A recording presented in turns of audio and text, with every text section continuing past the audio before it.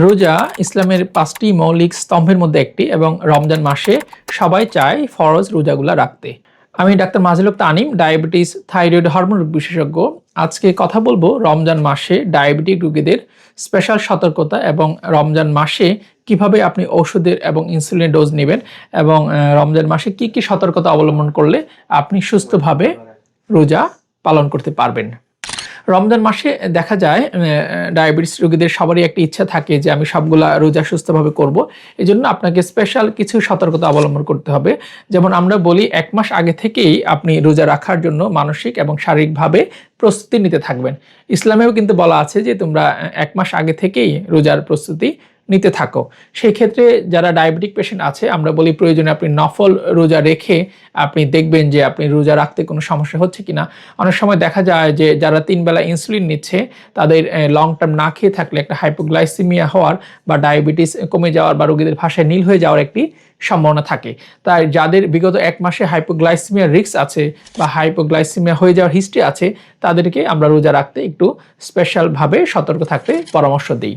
এছাড়াও যারা কিডনি রোগী আছে এবং ডায়ালাইসিস পাচ্ছেন তাদেরকে আমরা রোজা রাখার জন্য খুব বেশি আমরা উদ্বুদ্ধ করি না এবং প্রয়োজনে বলি যে আপনারা রোজা রাখলে বিশেষ সতর্কতা অবলম্বন করবেন এবং হাইপোগ্লাইসিমিয়ার কোনো সম্ভাবনা দেখা দিলে বা ডায়াবেটিস কমে যাচ্ছে এই ধরনের কোনো লক্ষণ দেখা দিলে, যেমন হচ্ছে আপনার বুক ধরফর করা, শরীরে ঘাম ওঠা বা হচ্ছে অস্থির লাগা বা আপনি অজ্ঞান হয়ে যাওয়ার সম্ভাবনা দেখা দেয়া, এরকম কিছু হলে আপনি ব্লাড সুগার পরীক্ষা করে আপনি প্রয়োজনে রোজা ভেঙে ফেলতে পারেন। এছাড়াও যারা প্রেগনেন্ট এবং 3 বেলা ইনসুলিন নিচ্ছে তাদের ক্ষেত্রেও আমরা রোজা রাখতে স্পেশাল সতর্কতা অবলম্বন করতে বলি এবং প্রয়োজনে ওনাদের যদি বাচ্চার কোনো স্বাস্থ্যহানি বা বাচ্চার কোনো সমস্যা হওয়ার সম্ভাবনা দেখা দেয়, বাচ্চা মায়ের সেফটির জন্য প্রয়োজনে আপনি রোজা কাজা করতে পারেন বা রোজা ভেঙে পরবর্তীতে রোজা রাখতে পারেন। এখন আসি রমজান মাসে ডায়াবেটিস রোগীদের খাবার দাবার কেমন হবে। আপনারা জানেন যে রমজান মাসে আমাদের একটি লং টার্ম ১২ থেকে ১৪ ঘন্টা না খেয়ে থাকতে হয়। তাই কেউই হচ্ছে আপনার সেহরি না করে রোজা রাখবেন না। অনেকে দেখা যায় যে রাতের খাবার খেয়ে ঘুমিয়ে যায় এবং সেহরি না খেয়ে রোজা রাখে। এটা কিন্তু ডায়াবেটিস রোগীদের জন্য খুবই একটি খারাপ বিষয়। কারণ হচ্ছে যদি আপনি সেহরি না খান তাহলে কিন্তু লং টার্ম আপনার না খেয়ে থাকতে হবে। সেই লং টার্ম না খেয়ে থাকা কিন্তু আপনার হাইপোগ্লাইসিমিয়ার অন্যতম একটি কারণ। হ্যাঁ, আর রাসূলুল্লাহ সাল্লাল্লাহু আলাইহি ওয়াসাল্লাম বলেছেন যে অবশ্যই তোমরা সেহরি খেয়ে রোজা রাখবা এবং সেহরি খাওয়ার আলাদা বরকত আছে। তাই সেহরি না খেয়ে বা সেহরি না করে কেউ রোজা রাখবেন না। আর সেহরিটা বলা হচ্ছে আপনি লাস্টের দিকে বা শেষ সময়ের দিকে করবেন যেন আপনার ফাস্টিং আওয়ারটা কমে আসে। আর সেহরিতে আপনি কি ধরনের খাবার দাবার খাবেন, এখানে বলা আছে সেহরিতে আপনি কমপ্লেক্স কার্বোহাইড্রেট খাবেন, যেটি হচ্ছে অনেকক্ষণ আপনার পেটে থাকবে এবং আপনাকে অনেকক্ষণ ধরে শক্তি যোগাবে। সেই ক্ষেত্রে আপনি ওটস খেতে পারেন, 1টা বা 2টা খেজুর খেতে পারেন, বাদাম খেতে পারেন। আর কার্বোহাইড্রেট যেটি আছে আমরা বলি রিফাইন্ড সুগার বা রিফাইন্ড চিনি মিষ্টি জাতীয় খাবার না খেয়ে আপনি একটু কমপ্লেক্স কার্বোহাইড্রেট খাবেন। কমপ্লেক্স কার্বোহাইড্রেট উদাহরণ হচ্ছে আপনার ভুট্টা, চিরা, মুড়ি, বাদাম এই ধরনের খাবার। সেগুলো আস্তে আস্তে রক্তে মিশে এবং খুব তাড়াতাড়ি আপনার ব্লাড সুগার বাড়ায় না এবং অনেকক্ষণ ধরে আপনার পেটে থাকে এবং অনেকক্ষণ ধরে আপনাকে শক্তি যোগায়। অপরপক্ষে ইফতারের আপনার খাবারটা হবে, ইফতারে আপনি এমন খাবার খাবেন যেটা আপনি সহজেই আপনার রক্তে মিশে যায়। আপনি এমন আর ডায়াবেটিস রোগীদের ক্ষেত্রে আমরা বলি যাদের ব্লাড সুগার খুব হাই থাকে আপনি সরাসরি চিনি মিষ্টি জাতীয় খাবার খাবেন না। আপনি যদি শরবত খেতে চান আপনি লেবুর শরবত খেতে পারেন, সেটি অল্প চিনি দিয়ে বা চিনি ছাড়া খেতে পারেন।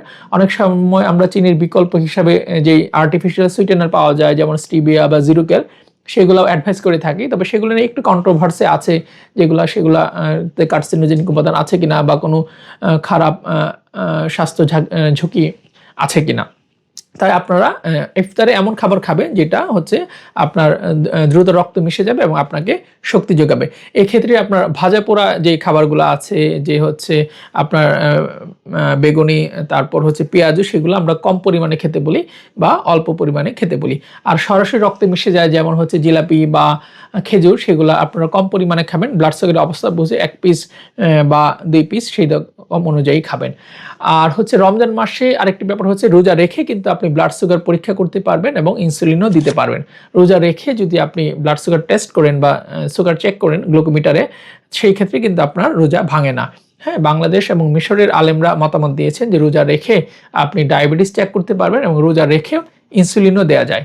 আমরা রোজার ক্ষেত্রে বলি যে ইনসুলিন হচ্ছে ইফতারের আগে, আজানের আগে যদি আপনি ইনসুলিন নিয়ে সাথে সাথে খেয়ে ফেলেন তাহলে কিন্তু আপনার রোজা ভাঙবে না। আর কেউ যদি আজান পড়লে ইনসুলিন দিয়ে সাথে সাথে খেতে চান সেটিও করতে পারেন। আর যাদের হাইপোগ্লাইসেমিয়া রিস্ক আছে বা আগে থেকে হাইপোগ্লাইসেমিয়া হয়ে যাওয়ার সম্ভাবনা আছে তাদেরকে আমরা বলি বেশি আগে ইনসুলিন না দিতে এবং ইনসুলিনটা দিয়ে সাথে সাথেই খেয়ে ফেলতে। এখন আসি রমজান মাসে আপনাদের এক্সারসাইজ বা ব্যায়াম কেমন হবে। রমজানে রোজা রেখে আমরা বলি যে ডে টাইমে বা দিনের বেলা আপনারা ব্যায়াম না করতে আমরা বলি। আপনারা যদি ব্যায়াম করতে চান, যে ডায়াবেটিস রোগীদের ক্ষেত্রে আমরা বলে থাকি 30 থেকে 40 মিনিট আপনি ঘাম ঝরিয়ে হাঁটবেন। রমজান ছাড়া যেটা সকাল টাইমে করতেন সেটা আপনি চাইলে ইফতারের পরে কিছুক্ষণ রেস্ট নিয়ে আপনি সেই এক্সারসাইজ বা ব্যায়ামটা করতে পারেন। এছাড়া কেউ যদি তারাবির নামাজ পড়ে থাকে বা 20 রাকাত তারাবির নামাজ পড়েন আপনি, সেই তারাবির নামাজটাই আপনার ব্যায়াম হিসেবে কাউন্ট হবে এবং আলাদা কোনো ব্যায়াম না করলে হবে। এছাড়াও ডায়াবেটিস রোগীদের যে ওষুধের অ্যাডজাস্টমেন্ট, ওষুধ কীভাবে নেবেন, ইনসুলিন কীভাবে নেবেন সেটি নিয়ে আমরা আরেকটা ভিডিওতে বলবো। সেটি আপনারা আমাদের পেজে যুক্ত থাকেন। আশা করি এই ভিডিওর পরেই আপনারা সেই ভিডিওটি দেখতে পারবেন। রমজান ও ডায়াবেটিস নিয়ে আপনাদের কোনো প্রশ্ন থাকলে করতে পারেন। এছাড়াও আপনারা চাইলে ভিডিওটি শেয়ার করতে পারেন, তাহলে আপনাদের আরও যারা আত্মীয় স্বজন আছে যে রোজা রাখবে বা যাদের হাইপোগ্লাইসেমিয়া রিস্ক ছিল সেই ধরনের রোগীরা আমাদের ভিডিওটা দেখে উপকৃত হতে পারবে। ধন্যবাদ। আসসালামু আলাইকুম।